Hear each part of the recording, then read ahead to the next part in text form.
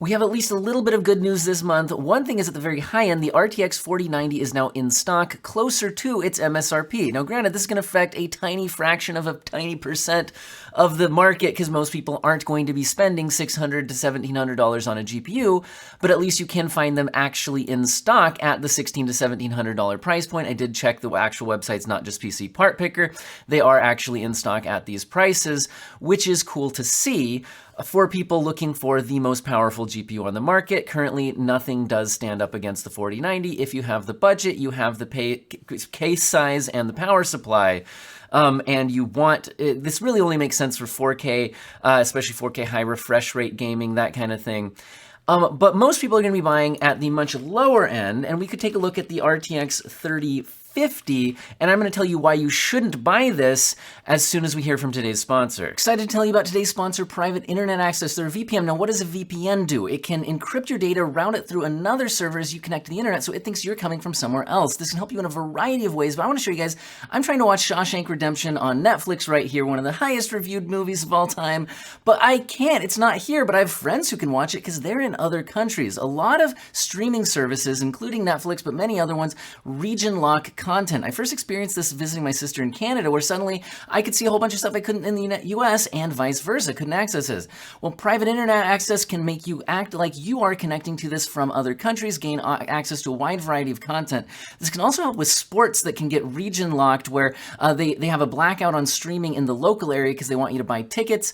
You can also get access to certain deals online, things like that. They're only available. But again, Private Internet Access available through the link in my description at piavpn.com/Daniel Owen. If you use that link, you can get up to 83% off and 4 months free. That's just $203 per month. Click the link in the description below. Back to our regular programming.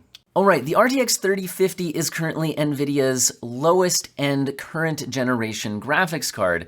The 4000 series is out, but not at this budget segment, and I don't expect it to come in at this price segment or 4050 class for a while. Current rumors point to, well, let me put it this way. We've got a 4090, a 4080, and a 4070 Ti, and they seem to release in descending order, so next we would expect a 4070, and current rumors point to April. No confirmation on that. So it'll be a while till we get a 4070. Price on that will probably be pretty high already.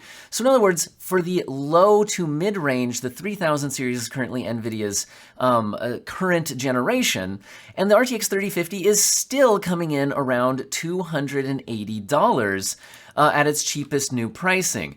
However, if you were willing to take a look at a couple of options, first of all, Intel has reduced the price on their Arc A750.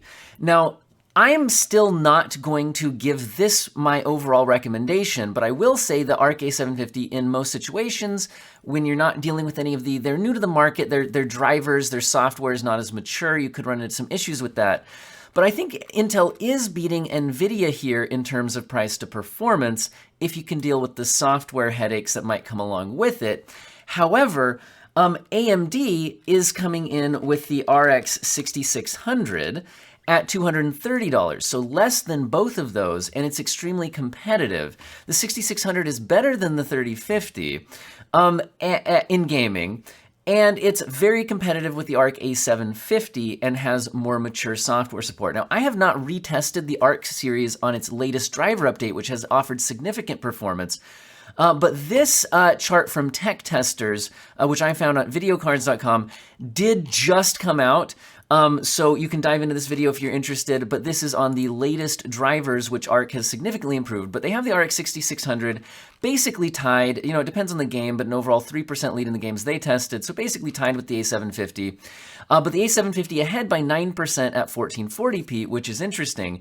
And both of these would be ahead of the RTX 3050. However, here's what I'm going to mention. If you go up to the RX 6600 XT version, you gain almost 20% over the 6600 non-XT, and the price is still only at $260 here. So we're talking basically the same price as the A750, but if it was tied with the non-XT version, the XT version should now be ahead. So I still think that AMD actually has the price to performance win right now in this budget segment. So I'm still not going to recommend the Arc GPU, especially because AMD's software is going to be more mature. Their drivers more mature, better support of older games. Those are the main downsides to Arc right now. And the other thing, though, is some of you guys are just going to be like, I'm just going to buy NVIDIA no matter what. So let's talk about this. So some people should buy NVIDIA mostly for their productivity support. You know, their software support. There's a lot of productivity apps that are just... NVIDIA has the largest GPU market share. So if you're designing your app, you're going to design it to, you know, put your effort into supporting the widest range of hardware that most people has. So that's one reason why you'd want to buy NVIDIA's for those productivity, professional use cases, although some apps do support Intel and AMD very well. So you can definitely look into your particular applications you need. Other advantages for NVIDIA is, you know, DLSS is a little bit better than FSR2, but the gap has closed. It was a lot better than FSR1. FSR2 is getting a lot closer. And then ray tracing, NVIDIA is still about a generation ahead on ray tracing. However, if you're talking this lower performance class, you would be wise to turn ray tracing off anyway. Instead of cranking out the maximum graphics settings, it would make more sense to optimize graphics settings in order to reach higher frame rates, in which case ray tracing will usually be the #1 thing that you would turn off to gain performance back. So at this price point, I do think AMD makes a lot of sense. Some people talk about driver stability issues. You know, it's hard to quantify that. I don't have a lot of issues with them in any of my testing, but you know, I have a few issues with any GPU. Hey, let's go ahead and move up the price stack a little bit. So, but to be clear, I'm saying the RX 6600 or 6650, they're going to perform about the same, and a lot of times they're priced about the same. Right now, the 6650 XT is coming in at about the same price, but relies on a $20 mail-in rebate, whereas the 6600 non-XT did not require the mail-in rebate to hit that price point. But these are basically the same performance. They're off by maybe a couple percent. The 6650 XT has a little bit faster memory speeds. That's about it. I don't have the 50 version to test myself. Anyway, but we're getting the 6600/50 XT, the price to performance winner, and this is going to be great for 1080p gaming, and you can play 1440p. A lot of times you'll want to reduce the settings a bit, especially as we get into more demanding current generation console only type of games, that sort of a thing. Anyway, so let's move up, with the next NVIDIA class. The next NVIDIA class would be the RTX 3060. And while this is a huge jump in performance from the RTX 3050, I still think that if you're talking price to performance, it's going to get beat by AMD again here. Also, again, the Arc A770 is another option. But once again, I think AMD, while Arc is able to offer better price to performance than NVIDIA, I think if you look at the 6700 XT from AMD, you're going to see it priced very similarly to the RTX 3060, but just beat it in performance. They both have 12 gigabytes of VRAM, so that's not an advantage one way or the other. The 3060 will have a bit better ray tracing performance, but if you're, again, this is a performance class where I'm not going to be particularly swayed by ray tracing performance, especially as we get into newer, more demanding titles. I think, once again, this will be a place where you'd be more likely wanting to optimize settings to get the best frame rates, which might leave ray tracing off the table. So for me, the 6700 XT is the obvious choice over the 3060. And so if and this is also where I'd say that these GPUs make sense for really good 1080p performance and good 1440p performance. Not great 1440p performance in the most demanding new games, although in less demanding or older games, great 1440p performance. Now, the next step up from NVIDIA would be the 3060 Ti, and these you can find for around $400, and these are going to be the first NVIDIA GPU where I'm going to say that the price to performance is actually starting to be somewhat competitive against AMD, and if you're value conscious, you might want to go with it. Although I understand in all of these product classes, some people will just have a certain brand that they're looking for, okay? Anyway, 3060s are about $400 right now. In non-ray tracing performance, they're going to go very similar to the 6700 XT, although a lot of times the 6700 XT will be a little bit faster. Also, the 6700 XT has 50% more VRAM. It has 12 gigabytes versus 8 gigabytes, and the 6700 XT costs less money. However, if you're wanting to go the Nvidia route, get a bit better ray tracing performance, but a little less VRAM, get the better, the software stack, right, with productivity apps and, DLSS, that kind of a thing, maybe paying this extra $50 here to get the 3060 Ti could be justified in some purchasing decisions. Also, the 3060 Ti is getting fast enough that, especially at 1080p, the ray tracing performance might not be something to completely ignore. And again, this will be another GPU that can do 1440p for sure, but might be wanting to upscale or turn down settings or both in the most demanding titles. Now, moving up from here, the next step up from Nvidia is the RTX 3070, and I don't think it makes any sense to purchase. It's at $545 at the cheapest right now, which is still above its original MSRP. It's still only an 8 gigabyte graphics card, which isn't always a huge deal, but you'd like to get a little bit more for that price, especially in 2023. Games can be using quite a bit of VRAM, and the main problem is that the RX 6800 non-XT from AMD is currently coming in at $480. So the 6800 comes with 16 gigabytes of VRAM, so double the VRAM. It does have worse ray tracing performance, although sometimes ray tracing actually brings up the VRAM usage to where you might see some issues with the 8 gigabytes on the 3070, especially at higher resolutions. But in general, the 6800 is just faster and costs less money, so that's pretty hard to ignore. And then if you actually do want to go up to closer to the price of the 3070, the 6800 XT, while currently right now at this moment, I'm seeing the cheapest model around $600, I will mention that it frequently becomes available for closer to $520 to $550. In other words, around the same price as a 3070. Here, I post a lot of the deals I see that I know will go out of stock quicker on my community page, and I did recently see them for around $520 to $550 multiple times over the last month. So definitely something to consider. And the 6800 XT is going to be noticeably faster than the 6800 non-XT. All right, so basically in the $500 price point, I'm going to recommend the 6800 or the XT version when it's available at its better pricing. At current pricing that I'm seeing today, brand new, it's looking like the 6800 non-XT is the better price to performance at $480. Now, if we wanted to go up to the next Nvidia GPU, it would be a 3070 Ti, and those are coming in, looks like around $630 right now. And I would say that if it costs the same or more than a 6800 XT, the 6800 XT is probably the better way to go. Again, 8 gigabytes versus 16 gigabytes, just faster overall rasterized performance. How much are you willing to pay for that little bit better ray tracing and slightly better looking upscaling? It becomes a bit of a stretch here, I think, when these cost the same.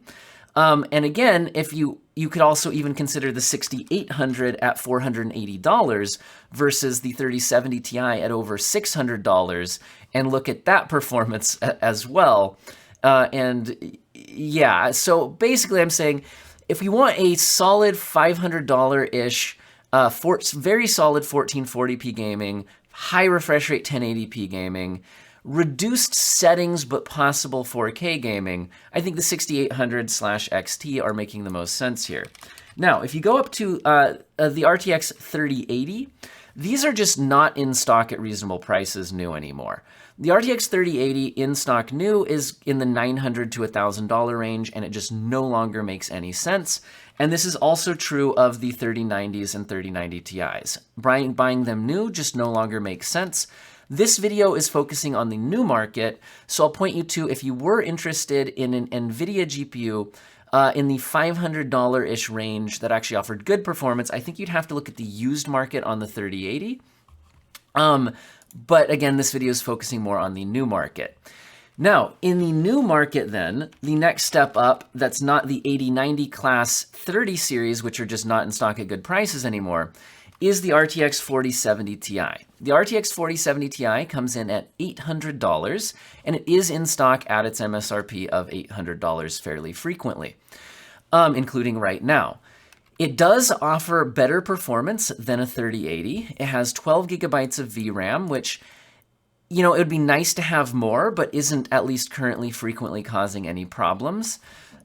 And then, but what could you get as a competitor to this? I will mention that AMD's 6950 XT does come in at $700 pretty frequently, including right now. Now, I don't have a 6750 XT sorry, not 6750, 6950 XT to test myself right now. But I will say, in terms of price to performance, I think the 6800 and 6800 XT are better value, while the 6950 XT is actually faster. If I go somewhere here like Tech PowerUp's relative performance chart, they list the 6950 XT as about 16% faster than a 6800 XT. So I'm just saying that I don't think the 6950 XT is offering us crazy value at $700. But it is an interesting option to consider in that kind of in-between price point. So I guess if I'm jumping from $500 to $800, something should fall in between. I think as far as new GPUs go, before we get to the 4070 Ti, the 6950 XT makes the most sense at $700 if you want a step up from the 6800, but not spend as much as the 4070 Ti. Now, the 4070 Ti is a very good GPU. It's just overpriced, but in the current market, I say overpriced compared to, you know, the value we were seeing at the cheaper models, but in the current market, what can compete with it? That's kind of the problem. We have the 7900 from AMD. For some reason, this 2060 pops up on PC Part Picker. The 7900 XT is MSRP'd at $900, currently available around $880, and I even saw them dip as low as $830 this week. If they came in at the same price as a 4070 Ti, you might start considering it. The 7900 XT will be faster in rasterized performance in most cases. It also has more VRAM with 20 gigabytes instead of 12. Once you start turning on ray tracing, then it starts either evening out or in more demanding ray tracing, the 4070 Ti winning. And then once you totally lost my train of thought, guys. Oh yeah, and then currently AMD does not have a competitor to DLSS 3. One thing with the 4000 series from Nvidia is you do get DLSS 3. The FPS numbers you see from that can be misleading because the frames you get from DLSS 3 are not as good as a real frame because they're generated. The game engine's not aware of them, they don't help the responsiveness of the game, and they don't always look as good as normal frames. However, that being said, I'm overall very positive about DLSS 3. It can help out the motion fluidity of a game, especially in CPU-limited situations, things like that. It can be a very interesting and good feature, and AMD has promised a competitor to it with FSR 3, but we've currently been told it'll come out sometime this year, but that's about all we know. And we don't know how good it will look because already a DLSS 3 can be kind of borderline in some games on its image quality. So we'll have to see how FSR 3 goes. Anyway, I actually have to say that means that at the $800 price point, I do think the 4070 Ti is unfortunately the best choice, and I think it's still offering a better deal than the 7900 XT. Now, if you want to go up to the next choice from Nvidia, you've got the RTX 4080. They are available at their MSRP of $1,200 or very close to it for a number of models. The closest AMD competitor to this is the 7900 XTX. The XTX models have an MSRP of $1,000, but are actually in stock closer to $1,100, making them about $100 cheaper than the 4080. This is at least a competitive This is it's competitive competition. Is that what I'm going to say here? You'll want to make your own decision here. I think I would buy the 4080. I would pay the extra $100 for the 4080. Yes, it has less VRAM, but 16 gigabytes, I think for most use cases is plenty. Overall, the 7900 XTX is often a few percent faster when not using ray tracing, but it's close enough that you'd struggle to tell the difference.